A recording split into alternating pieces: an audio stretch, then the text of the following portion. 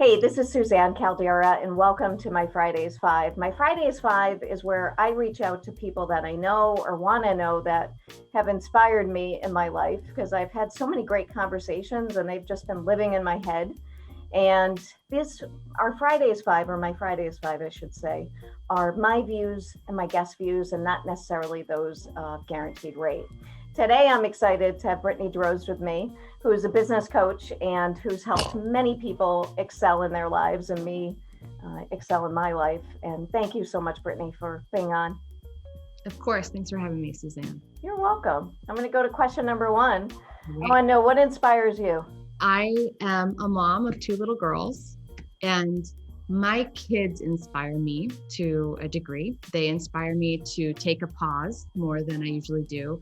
When you're passionate about your work and you get to positively impact other people, it's easy to just spend a lot of time in that. But as I watch my kids discover the world, I really love that wonderment about that process for them. And it reminds me to make sure I'm having that in my own life. So they inspire me to kind of take a step out of my business sometimes. And in some ways, it's wonderment about a new area of my work or continuing to evolve myself in the way that I work.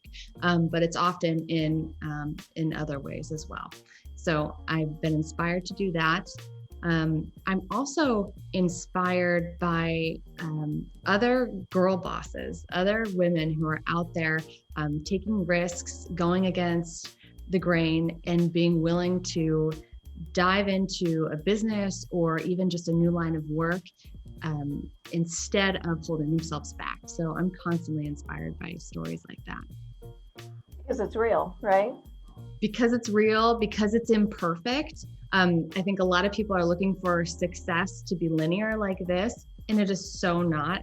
And so I guess part of me loves to hear the peaks and the valleys of people's story because it reminds me, okay, I'm on the right track.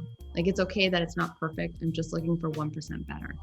Yeah. Do you believe that there's a goodness in the mess? Oh gosh, yeah. I believe that there's authenticity in the mess. And I would so much rather be an authentic version of me and my journey and have it be a B- than someone else's A+. Yeah. Why do you think that stops some people?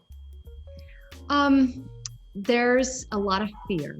So I say, if you tell me that there's somewhere you want to get to and you're not doing it, I say it's either you don't know how or you're afraid.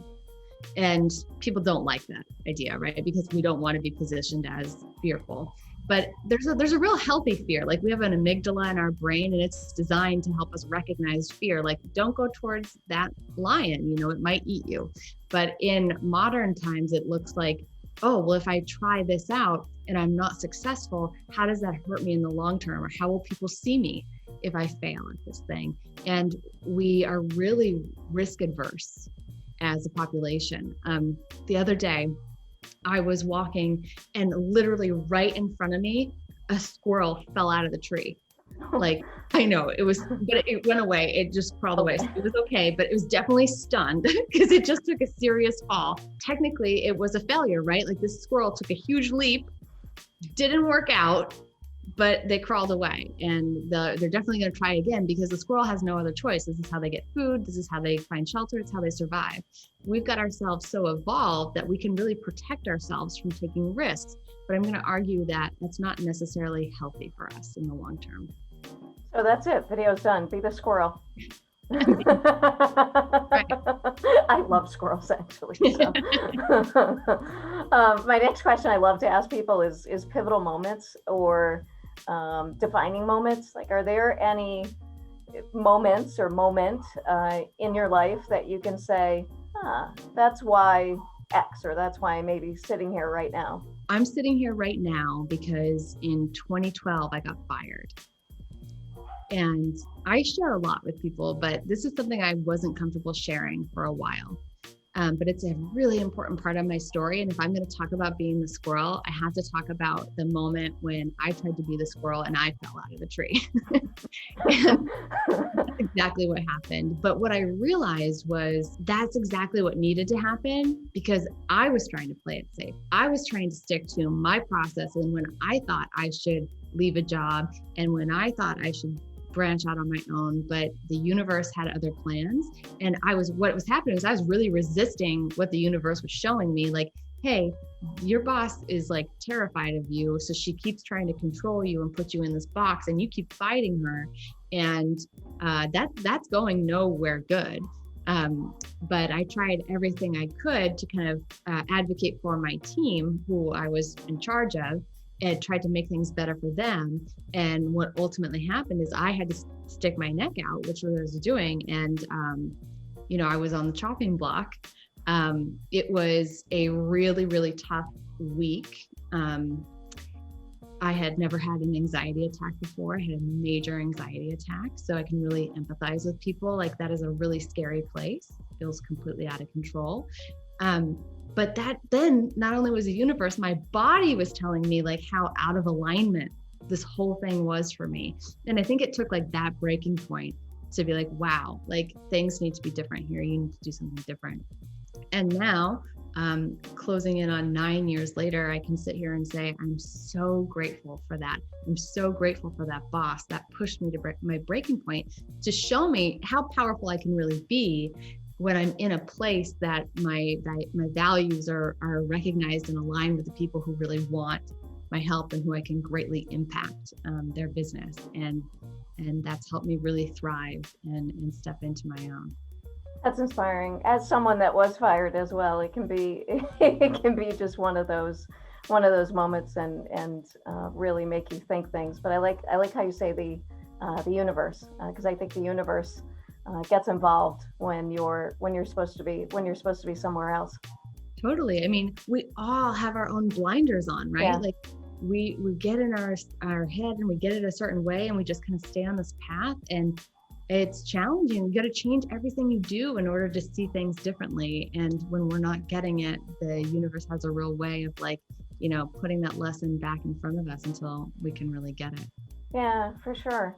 Who have been some of your mentors or biggest mentor? There is someone named Rich Litvin. He is a coach himself. He's British, but he lives in LA.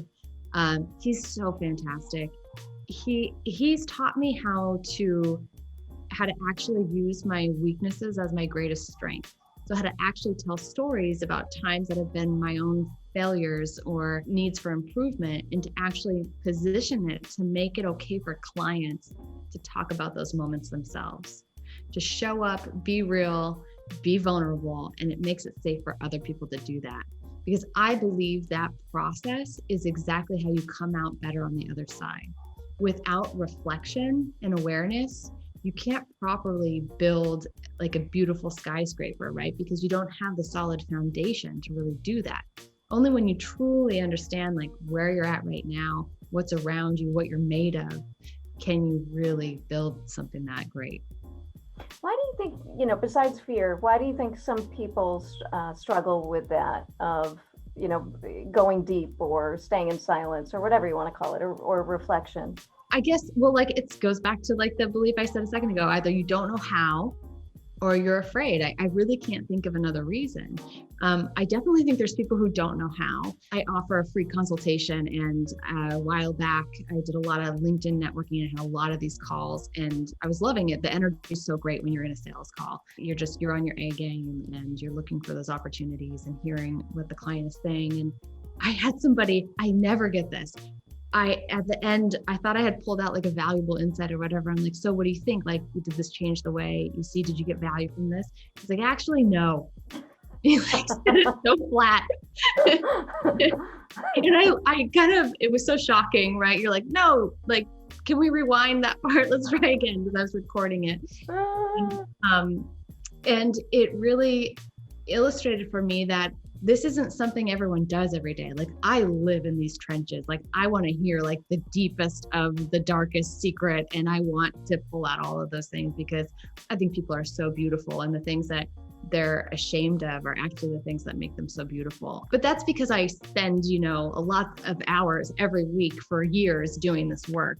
Not everybody's comfortable with that. And I think people have some serious blocks to diving in there, and they might not even see the value of it. Like, how's that going to make me a better leader if I tell you about like my bad childhood? How's that going to make me a better leader if I talk about like why my parents weren't good with money? It's so tied in. Like, I guess this is where I really use my psychology background to help guide me through this work.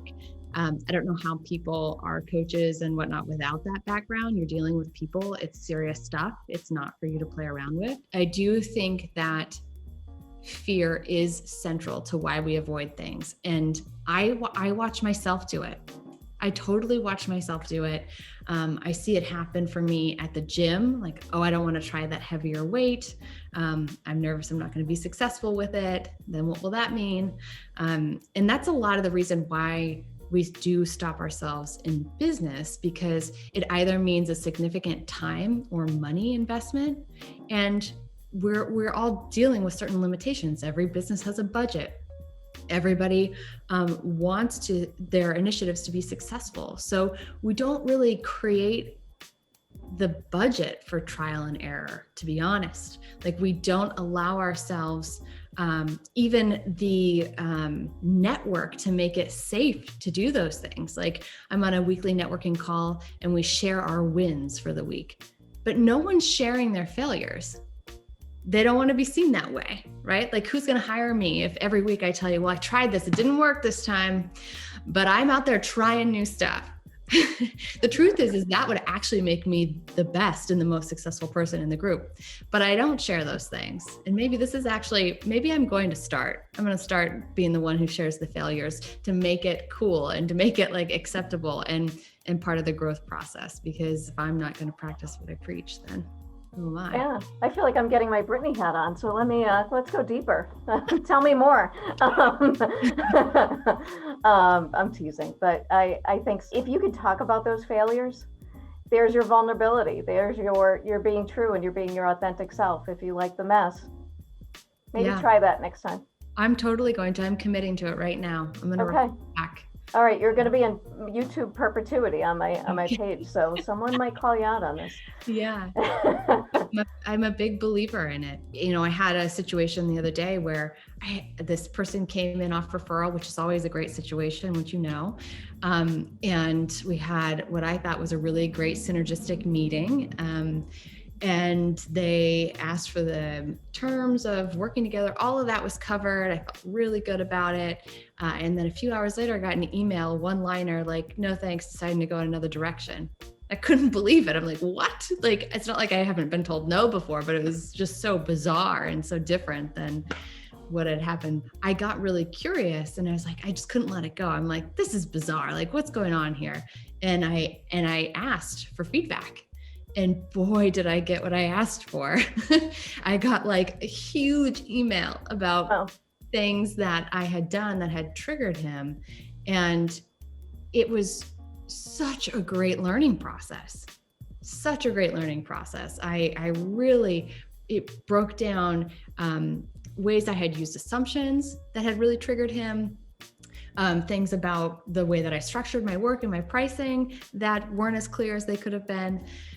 In ways in which he kind of had more questions, but I didn't create the time or have a circle back to address it. And so again, he's just kind of left with this to make decisions. And it not only has changed some of my processes and how I do things, but I've also been able to carry that forward to other clients and suggest that they not only solicit feedback from their customers, but also from people who decided not to become customers or do not return. Was it hard to not have a natural FU? Oh, well, of course. Or maybe that's a little too strong, but no, I appreciate that. Okay. Language. It's totally Suzanne. It is. Yes, because my natural, like, everybody has this in them to naturally defend yourself. Otherwise you'll get killed and eaten. So we have to have that self-preservation, otherwise it doesn't work. So of course I had it, but I have to say I swing a little too far the other direction, where I take it too personally.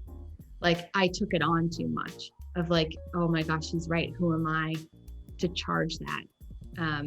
He had all these like comps of like other people and like their degrees and what they charge and stuff. And then inside I'm like, yeah, but they're not me. Like, this is what I do. I have a proven track record. I have pages of testimonials. Like, that's okay that he believes that, and he might not see the value.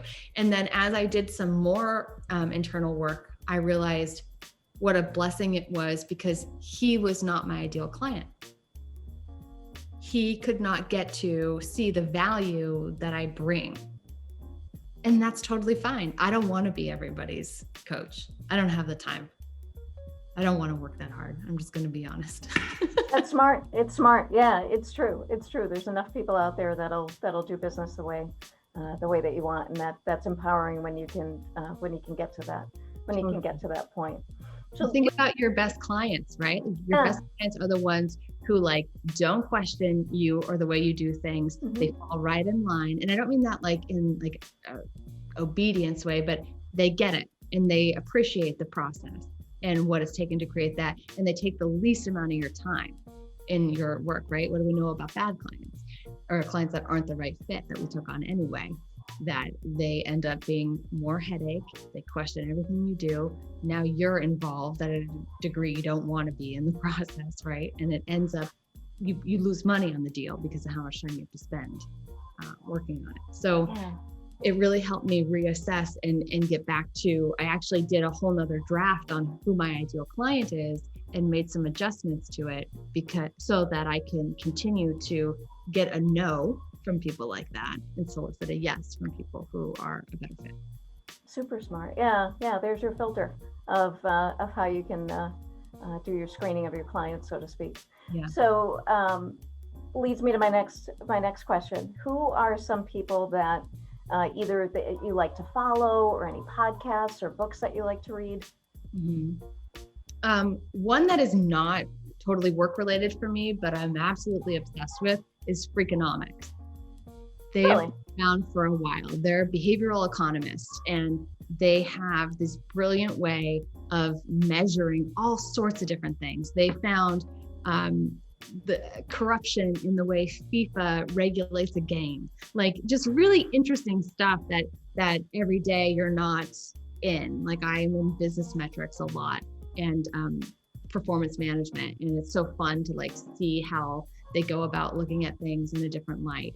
They talked about like the real economics of what it takes for all of us to keep our grass green and what is the impact that has on the environment. Like stuff you never think about, but now it's like opened my eyes to see things differently. And that's a central principle to what I do in my work. And so I love the regular practice of having my mind blown and having insights and being able to gain new perspective on things that I otherwise wouldn't see. So love that one. Adam Grant has a really great podcast on work or on work life or something like that.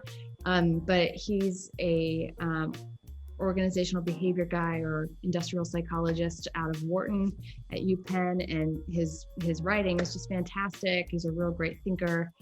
I love Simon Sinek. He has a real basic way of taking some principles that can really change the way you experience your business and work to be much more fulfilling. So love that stuff. I think that's a good list, well-rounded. I think so. So let's finish out with, it's not really a question, it's the fifth and final, which is tell us about you. So anyone that's seeing this, talk a little bit about you, your business, how you can be found. Sure. So I'm on a lot of platforms. I also have a YouTube channel. You can just search me, Brittany Drozd, and I'm on LinkedIn and Instagram, Facebook. But if you put my name into Google, you can kind of find me on those different platforms. I love doing consultations with people. I really just love being able to create that moment of insight for you around your business and your life to show you how you can be doing something differently to really generate a different outcome that you ultimately want, but maybe are even too afraid to admit that you want. I get that a lot. Like people usually have like a secret dream. But it's the accountability to it that can be scary. So I like to break down what's scary about that and kind of create some strategic steps that you can start taking just one step at a time to get there. So right now, a lot of my work is with teams, and that's an evolution for me. But I found that I can have a greater impact on somebody's business if I also teach them how to be a better leader and how to coach their teams for to help people be in work that is really their strength, right? We hire people for positions and create scopes of work that we've defined, right? Instead of looking at a person, seeing what great qualities they have and asking them, what do you love doing? What are you awesome at? And shaping things around them. I absolutely love performance management systems,